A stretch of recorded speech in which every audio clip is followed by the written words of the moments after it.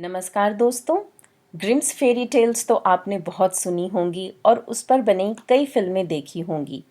आज सुनते हैं उनमें से ही एक कहानी का हिंदी अनुवाद। इस कहानी का शीर्षक है तीन भाषाएं। स्विट्जरलैंड के एक कस्बे में एक बहुत बड़ा जमींदार रहता था। उसे एक ही बेटा था, पर वह मूर्ख था। उसे पढ़ना लिखना कुछ नहीं आता था। बेचारा जमींदार उसे पढ़ा पढ़ा कर थक गया, पर उसका बेटा उससे कुछ भी नहीं सीख पाया।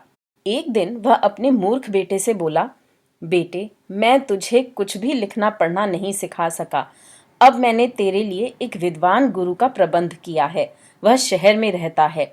तुझे उसी के पास रहकर लिखना पढ़ना सीखना पड़ेगा। वही तुझे कुछ सिखा सकेगा। पिता ने अपने बेटे को उसके गुरु के पास दूर शहर में भेज दिया। वह लड़का पूरे साल अपने गुरु के पास रहा।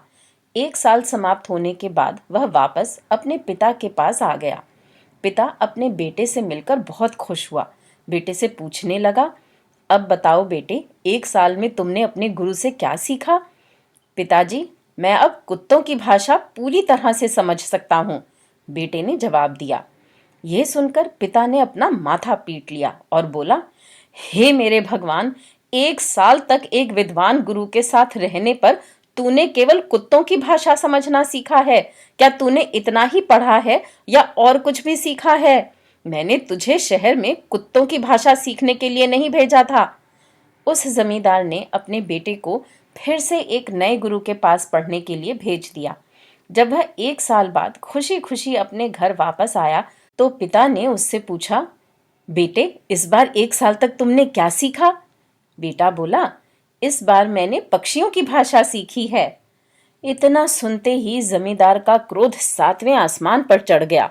वह गुस्से से बोला, ओ महामूर्ख, तूने इतना मूल्यवान समय और ढेर सारा पैसा केवल जानवरों और पक्षियों की भाषा सीखने में बर्बाद कर दिया।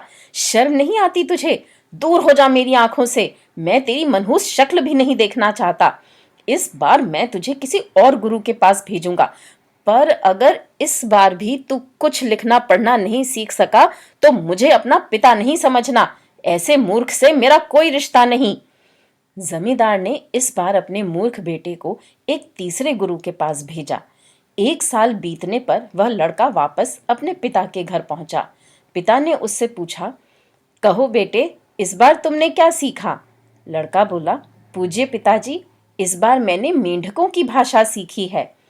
इतना सुनते ही जमींदार गुस्से से लाल पीला हो गया और लड़के को दो चार थप्पड़ जड़ दिए। फिर अपने नौकरों को पुकारा और बोला, तुम सब लोग कान खोल कर सुन लो। आज से न यही मेरा बेटा है और न ही मैं इसका पिता। तुम इसे मेरे घर से बाहर निकालकर जंगल में छोड़ाओ। मैं इस मूर्ख की सूरत भी देखना नहीं चाहता। जमींदार के सेवक लड़के को उठाकर एक घने जंगल में छोड़ आए। लड़का दिन भर जंगल में भूखा प्यासा इधर उधर भटकता रहा। घूमते घूमते उसे जंगल के अंतिम छोर पर एक बड़ा सा किला दिखाई दिया। लड़के ने सोचा कि क्यों ना मैं इसी किले में रहकर अपनी रात गुजारूं। उसने किले के चौकीदार से किले में रात गुजारने की अनुमति मांगी। चौकीदार ने उसे किले के मालिक के पास भेज दिया। मालिक ने उस लड़के को देखकर कहा, मैं तुम्हें इस किले में रात गुजारने की अनुमति दे तो दूं, पर किले के निचले भाग में कुछ जंगली कुत्ते हैं जो आदमी को चीर डालते हैं।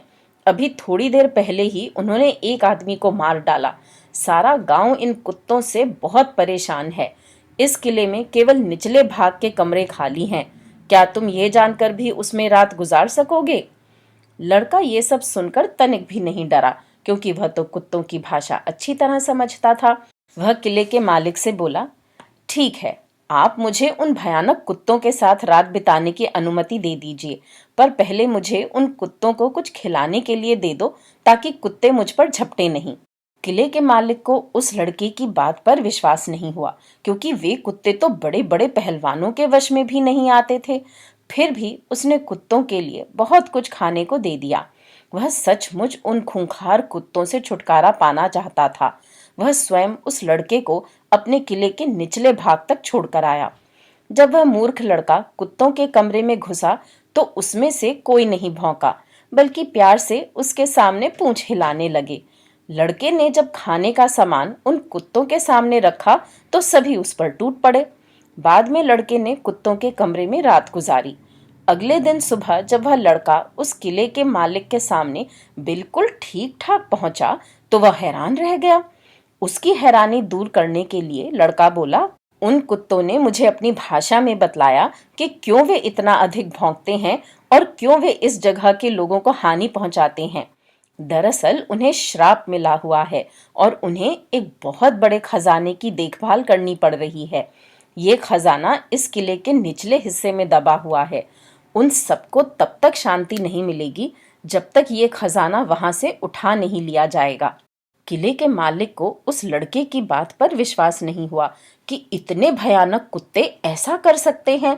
वह बोला, ठीक है, मैं तुम्हारी बातों पर तभी विश्वास करूंगा जब तुम वह खजाना खुद ऊपर उठाकर लाओगे। वह लड़का फिर से किले के निचले भाग में गया और कमरे के फर्श के नीचे से एक बड़ी सी पेटी उठाकर ऊपर लाया। यह पेटी बहुमूल्य हीरे जवाहरात से भरी हुई थी।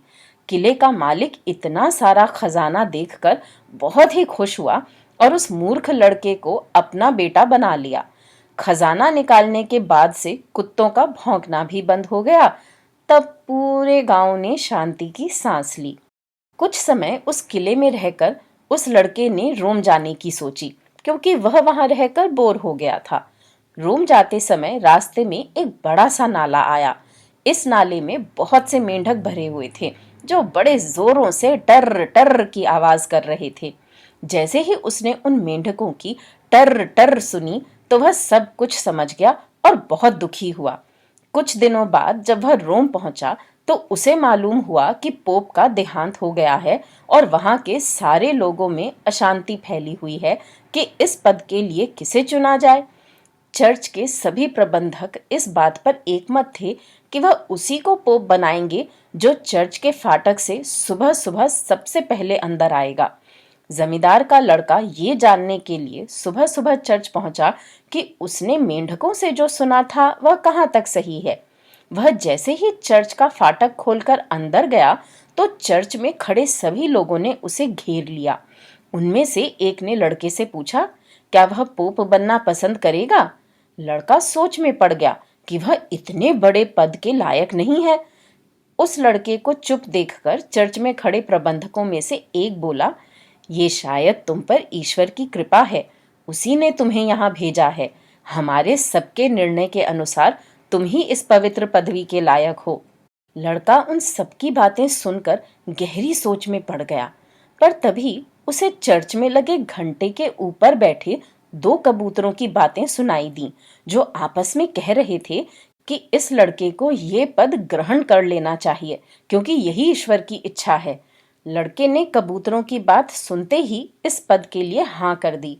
पोप की गद्दी संभालने के बाद वही दो कबूतर उस लड़के का मार्गदर्शन करने लगे और वह कुछ ही दिनों बाद सबसे अच्छा पोप बन गया। सभी लोग उसका सम्मान करने लगे, यहाँ तक कि उसका पिता भी, जिसने उसे घर से निकाल दिया था। दोस्तों, अभी आप सुन रहे थे ग्रिम्स फेरी टेल की एक कहानी का हिंदी अनुवाद 3 भाषाएं। उम्मीद है आपको ये कहानियाँ पसंद आ रही होंगी। मेरे चैनल पर आने के लिए और इन कहानियों को सुनने के लिए आपका धन्यवाद।